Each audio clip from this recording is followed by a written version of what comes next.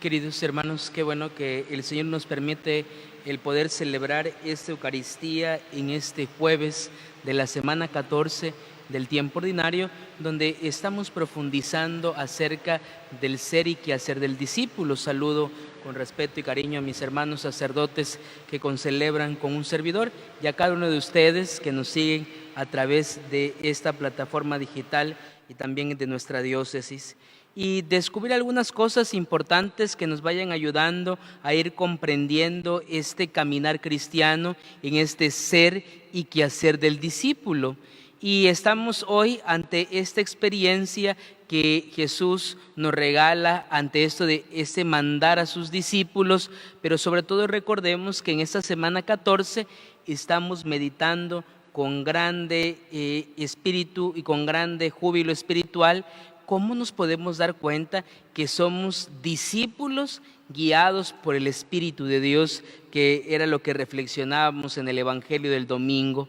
Y ante esto, ir descubriendo, y a lo largo de esta semana se nos han ido dando varios consejos. Y el consejo de hoy es un consejo muy práctico.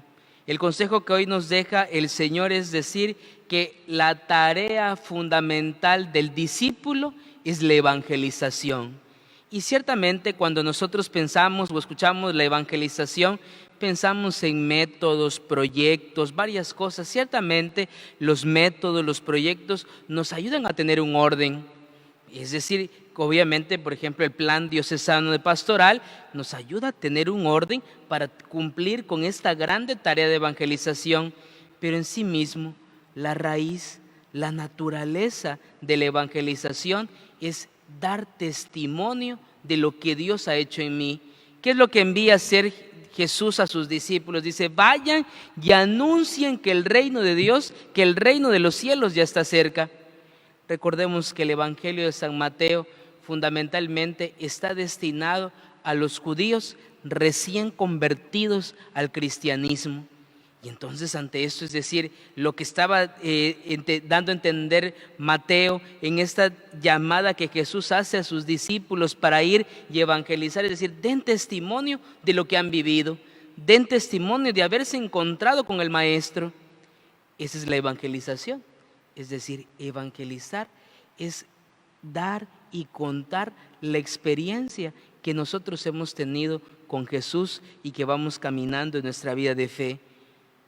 Casi acabamos, hace algunos meses pasábamos el bello tiempo de la Pascua y leíamos en el tiempo de la Pascua ese bello libro de los Hechos de los Apóstoles, donde se nos narra esta experiencia donde por la predicación de los apóstoles se convertían.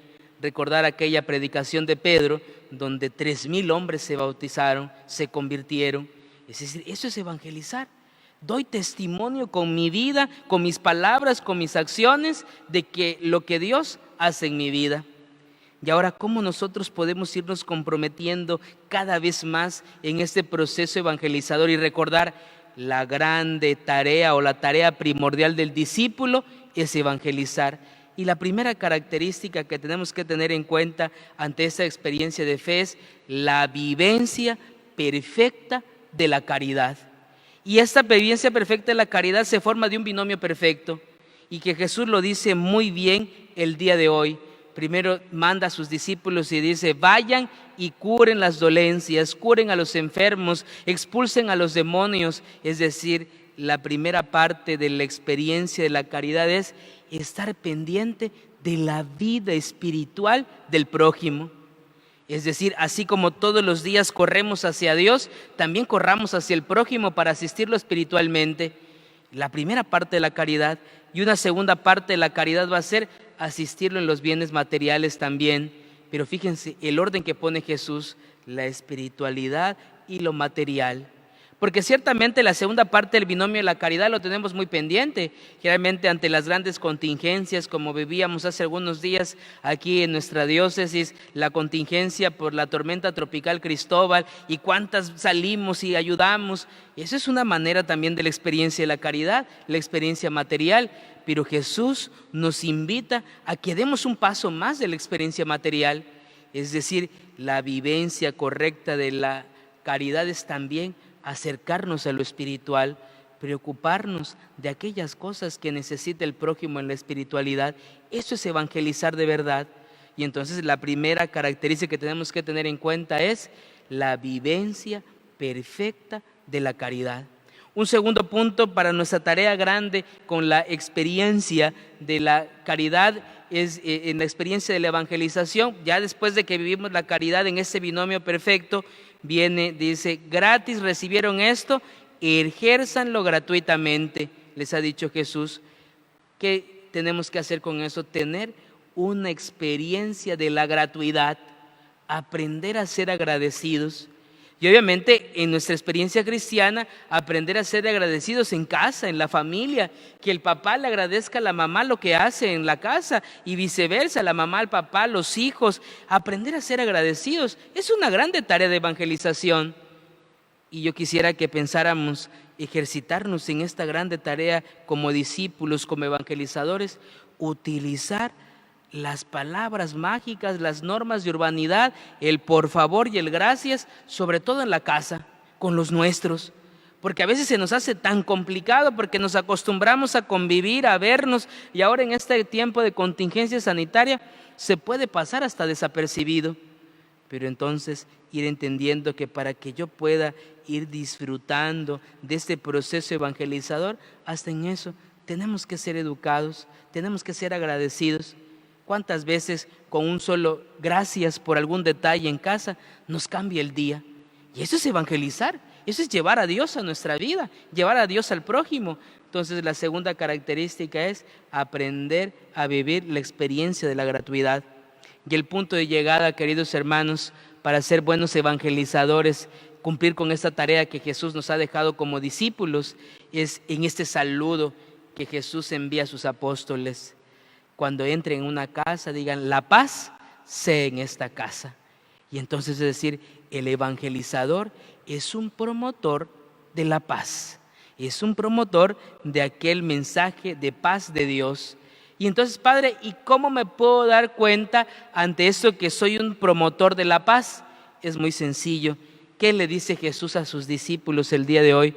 Cuando vayan, no lleven 2 túnicas, no lleven 2 sandalias, no lleven...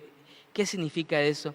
Abandonarnos a la providencia divina, confiar en la voluntad de Dios. En la medida en que nosotros nos ejercitemos en esto, Padre, pero ¿cómo puedo darme cuenta, un termómetro fundamental que me dé cuenta que estoy trabajando por la paz?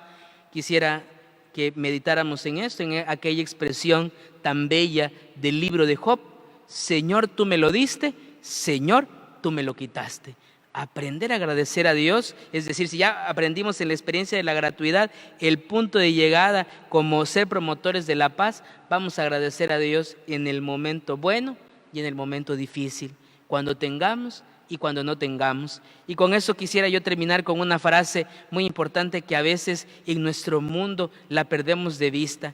¿Cuáles son las grandes tristezas o las grandes enfermedades del espíritu o que afectan al evangelizador? Hablar sin mucho saber y querer gastar sin mucho tener. Y entonces eso ir tratando de ir modificando en eso en nuestra vida. Y esto cuando vayamos venciendo esta parte en nuestra experiencia cristiana, en nuestra vida cotidiana, vamos a poder ser verdaderos promotores de la paz. Pues queridos hermanos, vámosle pidiendo al Señor que nos ayude, que nos asista, que nos consuele y que siempre nos permita ser estos discípulos evangelizadores, llevando su mensaje de paz para que podamos vivir la gratitud y la caridad en este binomio perfecto que el Señor nos enseña para poder cumplir su misión. Esta gracia le pedimos al Señor por intercesión del Santo Cristo Negro, Señor de San Román. Que así sea.